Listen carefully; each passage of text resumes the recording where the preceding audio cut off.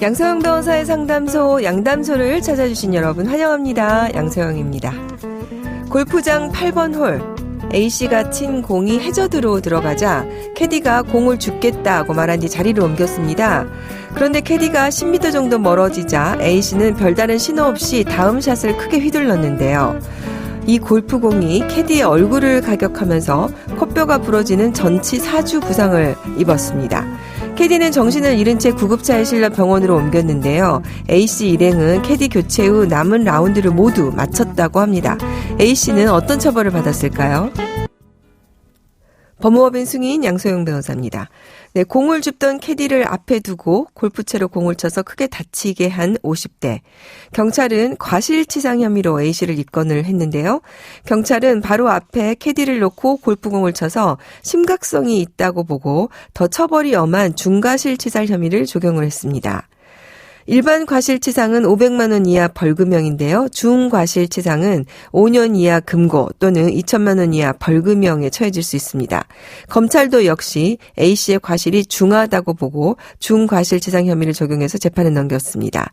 아직 재판기일은 잡히지 않았다고 합니다. 이와 관련해서 기사화돼서 저도 이 사건을 접했던 기억이 납니다. 일단은 하다 보면은 과실로 인해서 상대방에게 상해를 입힐 수 있습니다. 그런데 이 사건에서 이제 조금 이해가 안 되는 것이, 그렇게 해서 많이 다친 사람이 발생했는데, 일행이 전부 다 라운드를 끝냈다는 거, 모두 마쳤다는 거.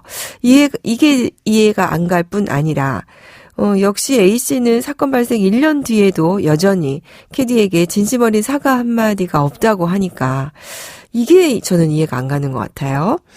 아마 그래서 더더욱이나 중과실치상 혐의로 본 것이 아닐까. 이게 충분히 상대의 상황을 고려했음에도 불구하고 이거 할 수 있었음에도 불구하고 이것을 하지 않은 것이냐라고 볼 수 있지 않을까. 사실은 거의 고의까지도 인정될 수 있을 정도의 상황이었지 않을까라고 보는 것이죠. 왜냐하면 그 피해자 상황에 대해서 정말로 본인의 과실이고 거기에 대해서 미안했다면, 이제까지 사과를 안 하고 당시에도 라운드를 모두 마쳤다는 것이, 상식적으로 좀 받아들여지지 않기 때문인 것 같습니다. 앞으로 이 사건이 어떻게 될지, 정말로 사과를 안 하고 넘어가는지 지켜봐야 될 것 같네요. 화나고 답답하고 억울한 당신의 법률 고민 함께 풀어볼게요. 오늘은 김선영 변호사님 함께합니다. 변호사 안녕하세요. 네, 안녕하세요. 자, 준비된 사연 만나보고요. 우리 김선영 변호사님의 꼼꼼하고 친절한 상담 기대해 볼게요.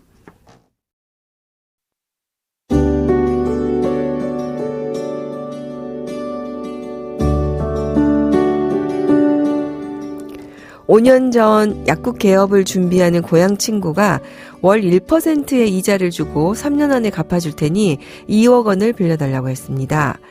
친구 부모님이 고향에서 소문난 유지고 은행 이자율도 높지 않은 터라 고민 끝에 아내 몰래 돈을 빌려줬습니다. 친구가 한 2년 정도는 이자를 꼬박꼬박 주었는데요. 3년 전부터는 이자를 안 주고 있습니다.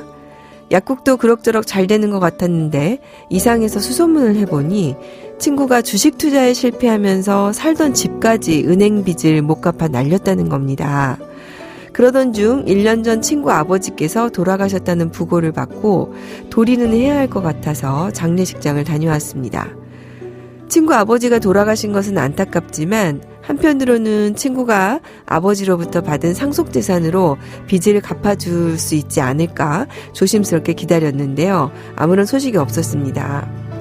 기다리다 못해 친구에게 빚을 갚아달라고 했는데요. 친구는 아버지 돈이 자신의 돈도 아니고 상속재산 중 2억 정도만 받고 나머지는 2명의 동생들과 어머니가 나눠 갖는 것으로 상속재산 분할 협의를 마쳤다고 합니다. 그러면서 급한 은행빚 갚고 나니 남는 게 없다면서 빚을 갚고 싶어도 못 갚는다고 합니다. 돌아가신 친구 아버지는 최소 한 달에 수천만 원씩 월세가 나오는 90억 상당의 상가 건물을 가지고 계셨는데요. 친구가 상속을 거의 받지 않는 내용으로 형제들과 어머니와 협의를 했다며 저는 친구에게 돈을 받을 방법이 없는 걸까요?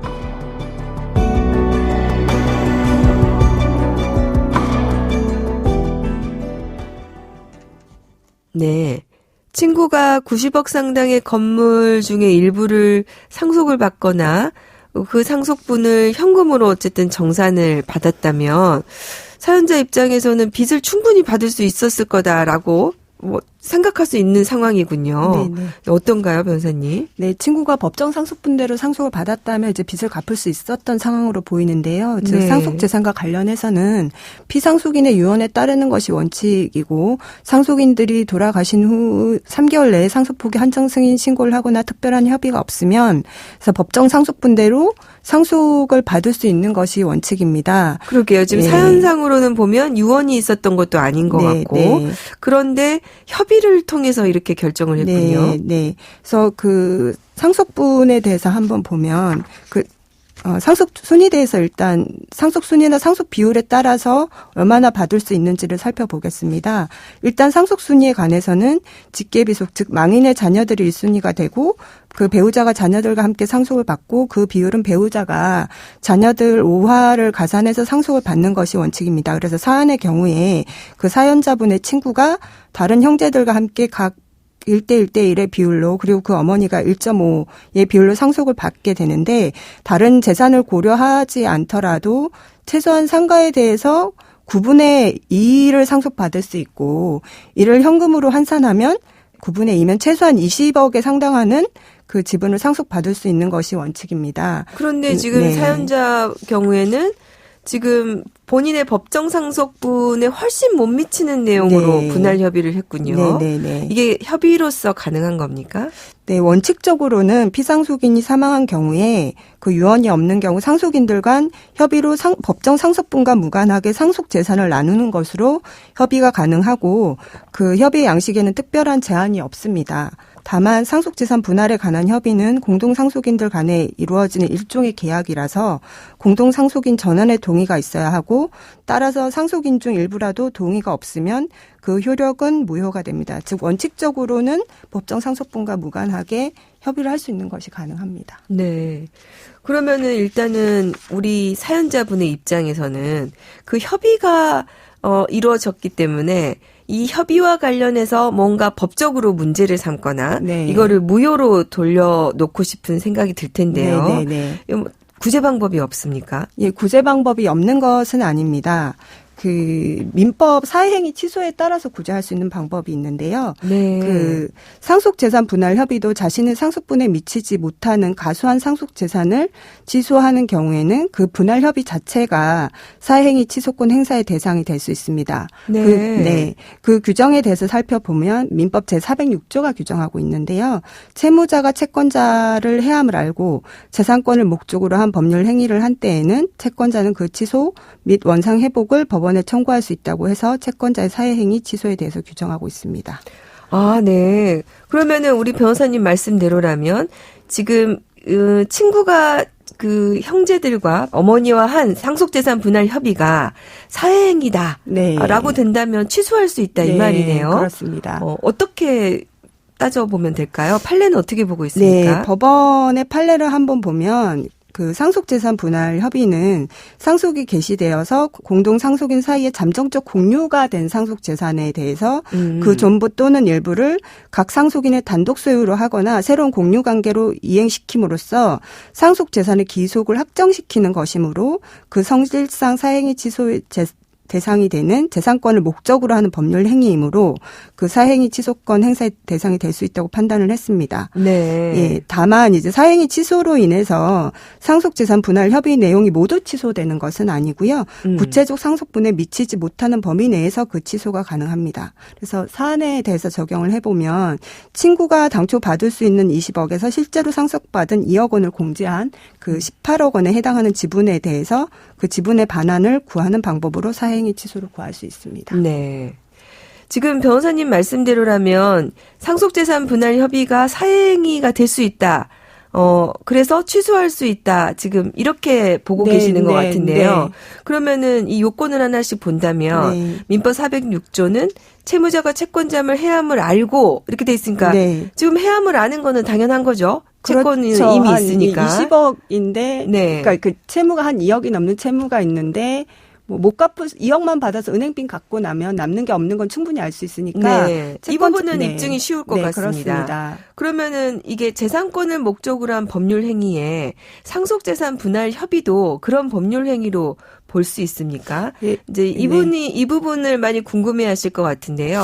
판례는 어떻게 보고 있습니까? 예, 이게 사실은 상속재산 분할 협의라는 것 자체가 원래 이제 피상속인의 재산이고 내 재산이 아니다 보니까 그러게요. 이게 과연 그 취소할 수 있는 법률 행위에 해당하는지 의문이 좀 있을 수는 있습니다. 그래서 네. 예전에는 사실은 법원 판례가 사행위 취소 대상이 아니었다고 했다가 네. 법원의 태도가 바뀌었는데요. 그 바뀐 태도를 살펴보겠습니다. 네, 그 판결을 좀 소개해 주시죠. 네.